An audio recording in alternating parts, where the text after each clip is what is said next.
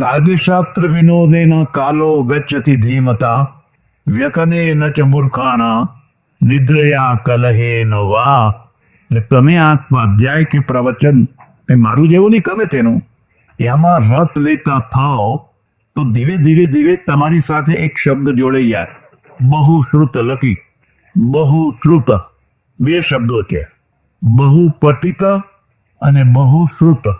બહુ પઠિતનો અર્થ છે જેને ઘણું વાંચ્યું હોય. વાંચ વાંચ વાંચ વાંચ વાંચ વાંચ વાંચ કરે કિતાબનો કીડો બની જાય એને બહુ પઠિત કહેવાય.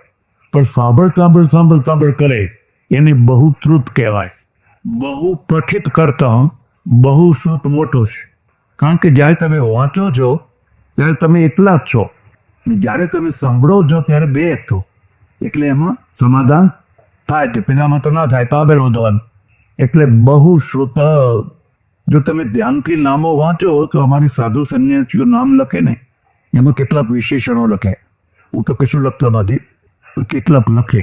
શ્રોત્રિય, બ્રહ્મનિષ્ઠ, પરમહંસ, પરિવ્રાજકાચાર્ય, 108, 1008 આવા બધા વિશેષણો લખે. હવે એ બધાનો અર્થ થાય પાછા. મારા એક ઓળખીતા સંન્યાસી હતા દેવ થઈ ગયા ત્યારે એ પોતે પોતાના આગળ પૂજ્ય લખે, પૂજ્યપાદ સ્વામી ફલાના. તો મેં કહ્યું આપણી જાતે આપણને પૂજ્યપાદ ના લખાય. કોઈ બીજા લખે તો લખે એની ભાવના હોય તો, પણ મને કે આપણે લખીએ તો બીજા લખે. આપણે ના લખીએ તો બીજા ના લખે, એટલે આપણે જાતે જ લખવું પડે.